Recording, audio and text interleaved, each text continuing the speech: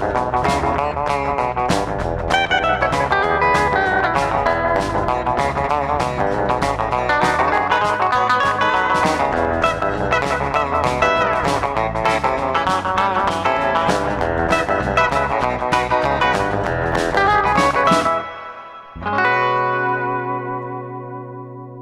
what's happening, guys? Willie here, good old Wanna Go Fishing. You know, there comes a point when you have to look back into your past just a little bit, and you don't have to go back too far to find things that you used to use that you now wonder why you don't use, or you come across it and remember it and go, I forgot I even had that. And you know, I have a tendency to like to bring you the more obscure, kind of weird, off-the-wall things. But I'm going to take you back in history, back to say, let's about 1996. Let's go back there real quick. Back in 1996, Walmart actually had teamed up with the FLW, which is the Fishing League Worldwide. That's right, Fishing League Worldwide. And what they kind of teamed up on was obviously in the touring fishing tournament realm.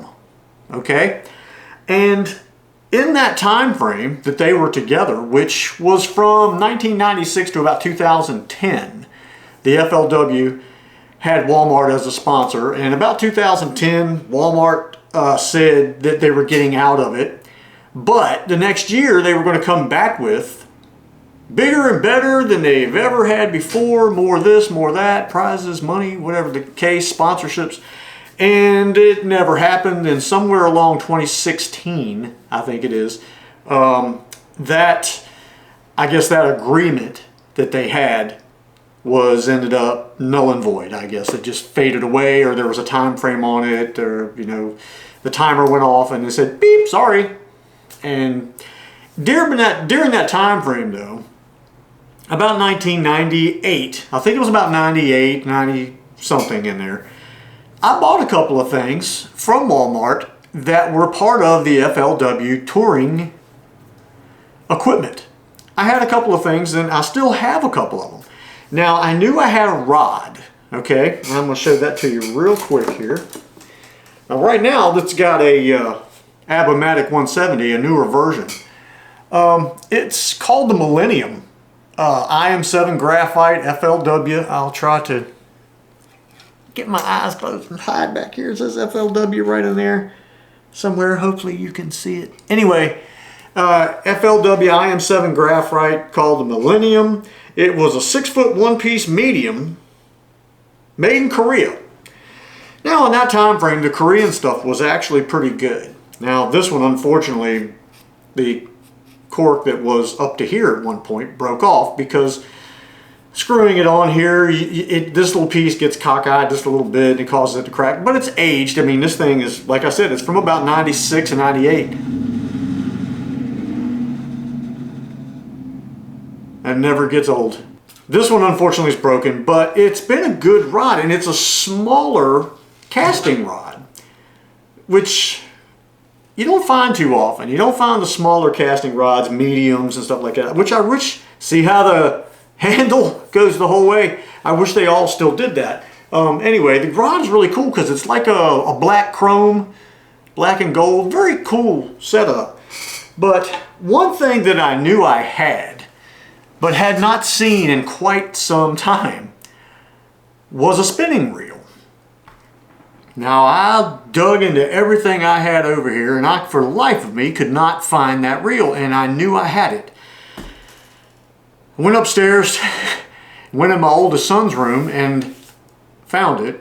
Not that he took it, I gave it to him on a telescopic rod for him to keep in the back of his car for when he went fishing, he'd have something to take with him. I had totally forgotten that that's where it was at. Anyway, here it is. I cleaned it up last night because it was kind of dusty. I'm going to try my best to hide behind it. This is the FLW WMFX 30. It is a 5-bearing reel. WMFX. Obviously, I believe it's Walmart, and I think the F stands for 5-bearing. The X, no idea. There is very, very little information on these reels on the old interwebs.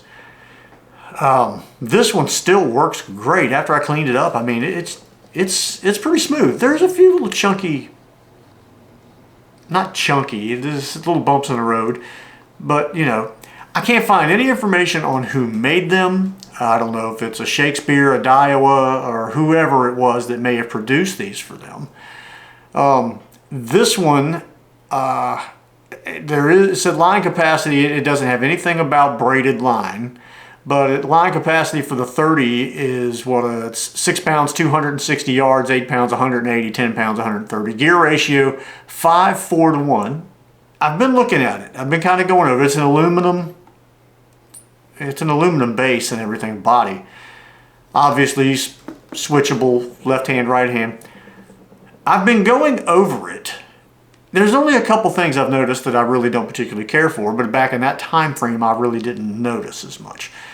This has a ELC system, which is I'm assuming it's anti-reverse type system. If that's, I could be right there, but I'm not really sure because, again, I can't find any real information on it. Hey, how are you? I know you want to go fishing. I understand. I know, I do too, but you know it's 105 degrees outside. 105. So you're just going to have to wait.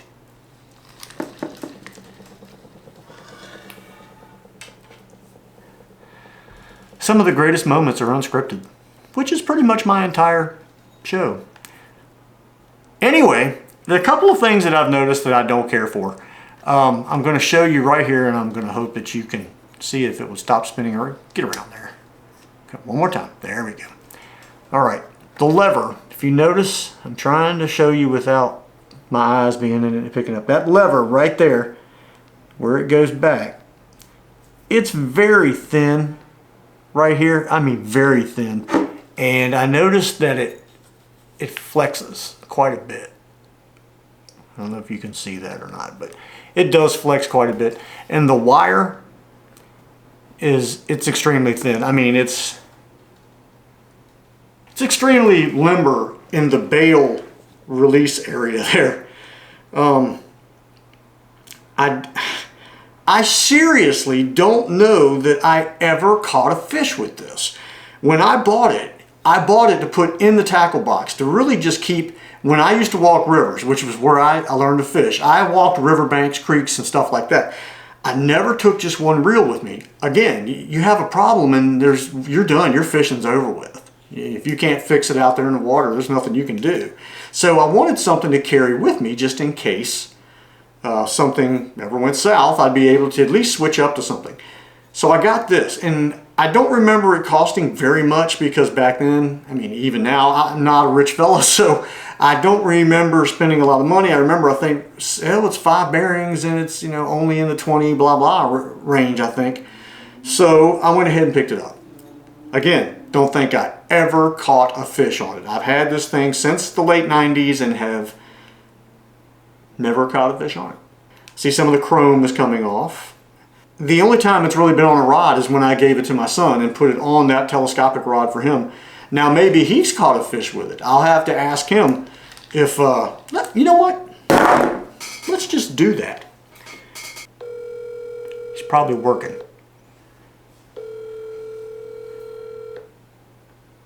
We'll get back with him later. But anyway, I was thinking, you know, it's in good working condition. Everything seems to be working really well. It is a little bigger than what I normally use, but that's okay. I mean, we can scale down the line size and go with like a 6-pound line maybe, if I have any over there. And throw this thing on a rod and take it out and go fishing with it. Like I said, the only thing that really concerns me is how thin that is right there. I don't know if you could see that, but that is extremely thin. And it flexes a lot. So, and I have no idea, I'm assuming it's graphite or something maybe. But it would not take much to break that off there, I don't believe. But, you know, if we don't be catching any monsters, which is, it's not what I do. Anyway, let's get some line on this. Pick a rod over here somewhere. Pick a rod, any rod. It just so happens that I have an OTX spinning rod. I got a rod over here from Walmart that we can put a reel from 1998 or 6 on. You know, that's kind of cool. You know, the past meeting the present kind of thing. So let's do that. I'll get some line on it. We'll get it on here. Now I am going to tell you, it's hot outside. The last 2 days we have been under a... Oh, hey, Lucas is calling. Let's see if we can get an answer on that now. Hey, you're on camera, so I'm going to ask you a question. This is, I know you're not understanding what's going on at the moment, but up in your bedroom, I found the fishing reel that I had let you use on that telescopic rod, the spinning rod. Yeah. And I cleaned it up and was going to fish with it, but I don't ever remember catching a fish with this reel. When I bought it, it was a spare. It was just something to keep with me in case the one I was using went bad. Yeah. Did you use it and actually catch anything with it? Oh yeah, plenty of times. Okay, well there you go. There's the answer to the question to which we were wondering, because I don't think I ever used it and caught a fish. So you did. You caught a bunch of fish with it. Oh yeah, plenty of fish. Okay, there you go, ladies and gentlemen. He caught plenty of fish. So it has caught fish, it has been used, it just wasn't by me. There you go. All right, well that's what I wanted to know, because we're going to actually put it on a regular rod, and I believe we're going to try to take it fishing. All right. Okay, well thank you for that. Hope I didn't interrupt work or anything. No, it's okay. All right, see ya. All right, bye. Bye. He caught plenty of fish with it, so I can't say it's never caught fish. I just never caught a fish with it. So I bought this in 1996. He was born in 1998. And it waited many years to catch a fish. Let's get some line on this thing, get it on a rod, and we'll try to figure out if we can go catch some fish with it. I think some 6-pound line ought to do just fine. So, technically, I'm back. And technically, you did go, but had a few issues. I've still been trying to get the GoPro to continue working. I bought an external battery pack thinking that it would take care of the overheating problem, which it has to an extent. That's still the camera. I mean, it's 10:30 in the morning, and when I left the old fishing hole over there, it was 91 degrees according to my truck. It was 91 degrees, and when I looked just now on the actual weather thing, it said 90 degrees, but it feels like it's 102 or something like that. Anyhow, the fish were not really cooperating anyway, and I fished for 3 hours. Yeah, I did catch one good sized bass. And I caught that on a small crankbait. I went through bait after bait after bait after bait. I tried everything. Ned rigs, Texas rigs, grubs, hula popper. I tried a little bit of everything. And the only thing that really caught any fish were the grubs. I caught a couple of small little guys that were top feeding over by the aerator, and I caught that one large bass, which he was a good sized bass, probably in the 2-pound range, 2-pound plus, a little more. On a Ranger is what they call it, and actually it's a crankbait that came in a panfish and trout mystery tackle box. And I also had that reel on a new Ozark Trail OTX spinning rod. It's a light, it's not a heavy rod by any means, but I just kind of thought it was funny to mix the old from the 90s, you know, the FLW era when Walmart was sponsoring the FLW, right up to now to where the OTX is in there. So mixed and matched, you know, few years in between, but it was fun. I'm not going to say it's a bad reel. It's not a bad reel. There are things in this world that are good, and that just because they're good, they may not fit into your style or world of fishing. Now, I would use this reel. It's a 5-bearing reel. It's pretty smooth, and I believe there's a little bit of a gear growl in it. I'm going to It looks like there's just 2 screws on this side and a little chrome cover on the end right here that has to come off. I'm going to take that thing apart and check out the bearings inside and just put some oil and some grease and maybe clean it up a bit, but it works great. The only thing I don't care for, let me get past these other rods, is the way that this is just too skinny to me. It wasn't, let me duck my head. To me, I don't think it was that great a design. Too thin and it could break up pretty easily, I believe. And it does flex. And the bail wire, kind of skinny and a little bit bendable. If you had this in the boat and you stepped on it, I'm telling you, you would have a bent bail, but you'd probably be able to straighten it out pretty easily. Just saying. But if you find one of these in good shape, great spare reel, great for, you know, like I had given this one to Lucas because I kind of knew it was going to bounce around in the trunk of a car or whatever, and kind of forgot that I did. And but anyway, not going to tell you it's a bad reel because it's not. But hey, again, let me hold on. Wait, I know, I understand, I know, I'm sorry. The rod wants me to tell you that the rod works really well. The OTX, it's a great little rod, the spinning rod. Now, when you're talking about the bait casting rod, the casting rod itself, I don't like it. I don't like that gap. We know that. Spinning rod works really well with that reel. Just saying. Anyway, thank you guys for watching. I really appreciate it. We'll see you on the next one, whatever the next one may be.